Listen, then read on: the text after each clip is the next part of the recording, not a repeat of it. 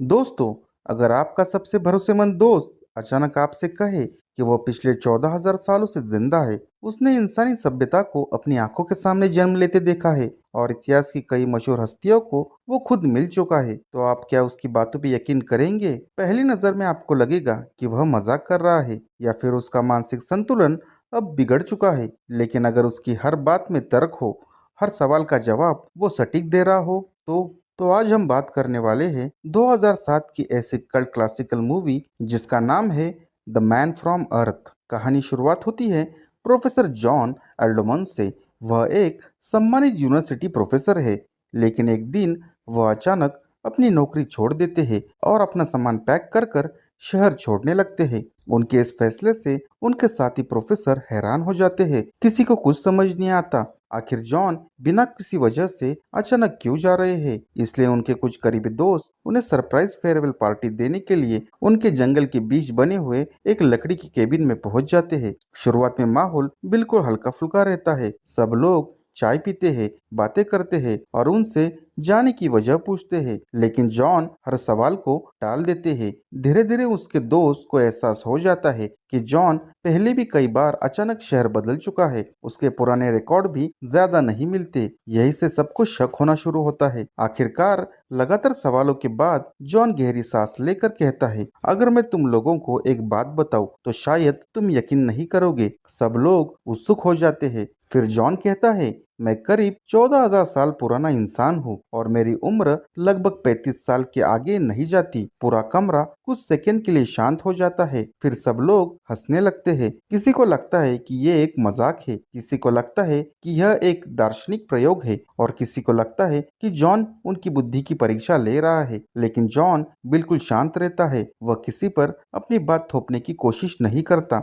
वह सिर्फ अपनी कहानी सुनाना शुरू करता है। वह बताता है कि वह एक पुरातन काल का क्रोमैगन इंसान है। समय के साथ उसने पूरी दुनिया घूमी है। जब भी लोगों को उसके उम्र पर शक होने लगता है, वह अपनी पहचान बदलकर किसी दूसरी जगह पर चला जाता है। इस वजह से उसे हर कुछ साल बाद अपने सारे रिश्ते तोड़ने पड़ते हैं। अब उसके दोस्त भी उसे झूठ साबित करने की कोशिश करते हैं। कमरे में मौजूद हर व्यक्ति अपने अपने विषय पर उससे सवाल पूछता है। इतिहासकार इतिहास के बारे में पूछता है, जो विज्ञानी इंसान के शरीर के बारे में पूछता है, पुरातत्व प्राचीन सभ्यता पर चर्चा करता है और मनोचिकित्सक उसकी मानसिक स्थिति समझने की कोशिश करता है। लेकिन हैरानी की बात यह होती है कि जॉन हर सवाल का जवाब बिना घबराए देता है। वह बताता है कि उसने हिमयुग समय भी देखा है, इंसानों को छोटे छोटे समूह में सभ्यताओं को बनते हुए देखा है, भाषाओं को जन्म लेते देखा है, राजाओं को बनते और मिटते हुए भी देखा है। वह यह कहता है कि उसने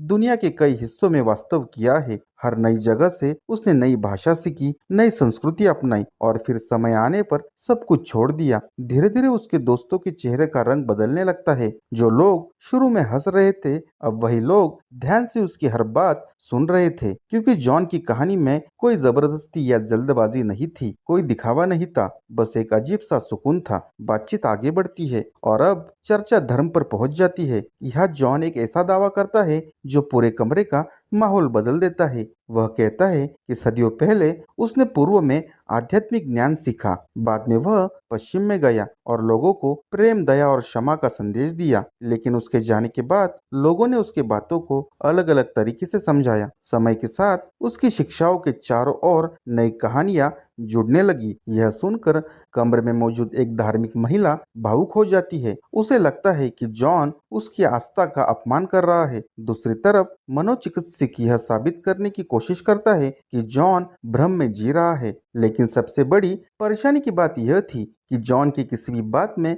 विरोधाभास नहीं मिलता। हर जवाब सोच समझ कर दिया गया था। बहस इतनी बढ़ जाती है कि माहौल पूरी तरह से तनावपूर्ण हो जाता है। तभी जॉन मुस्कुरा के कहता है, शायद तुम लोग सही हो, यह सिर्फ एक कहानी थी। यह सुनकर सभी राहत की सांस लेते हैं। सबको लगता है कि आखिरकार यह केवल एक बौद्धिक खेल था। धीरे धीरे सभी लोग वहां से जाने लगते हैं, लेकिन फिल्म का सबसे बड़ा झटका अभी बाकी होता है। सबके जाने के बाद केवल डॉक्टर विल ग्रूबर ही वही रुकते हैं। बातों बातों में जॉन एक ऐसे व्यक्ति का जिक्र करता है जो कई दशक पहले गायब हो गया था। वह उस व्यक्ति के बारे में ऐसी निजी बातें करता है जो किसी और को पता नहीं हो सकती। अचानक डॉक्टर ग्रूबर के चेहरे का रंग उड़ जाता है। उन्हें एहसास होता है कि जॉन जिस व्यक्ति की बात कर रहा है वह उसके अपने पिता थे। यानी अगर जॉन सच बोल रहा है तो वही उसके असली पिता है। एक ही पल में पूरी कहानी का अर्थ बदल जाता है। जो बात अभी तक कल्पना लग रही थी वह शायद सच थी। यह सच्चाई डॉक्टर ग्रूबर सहन नहीं कर पाते। उन्हें गहरा सदमा लगता है और उन्हें हार्ट अटैक आ जाता है। जॉन उन्हें बचाने की पूरी कोशिश करता है लेकिन अब बहुत देर हो चुकी है। अपने ही बेटे को खोने के बाद जॉन पूरी तरह से टूट जाता है। हजारों सालों से जिंदा रहने वाला इंसान दुनिया देख सकता है, इतिहास देख सकता है, लेकिन अपने करीब आने वाले हर इंसान को खोने से खुद को रोक नहीं सकता। यही उसकी सबसे बड़ी सजा थी। फिल्म के आखिरी दृश्य में जॉन अपनी कार स्टार्ट करता है और एक बार फिर नई पहचान के साथ नए शहर की ओर निकल पड़ता है। शायद वहाँ फिर नए लोग होंगे, नई जिंदगी होगी, लेकिन अंत वही होगा। दोस्त बनेंगे, रिश्ते बनेंगे और फिर एक दिन सब कुछ छोड़कर उसे आगे बढ़ना होगा। असल जिंदगी उतनी ही दर्दनाक है। और इसी के साथ ये मूवी यहाँ पर खत्म होती है। आपको ये मूवी कैसी लगी कमेंट सेक्शन में ज़रूर बताइए और मेरा चैनल ज़रूर सब्सक्राइब करें। धन्यवाद।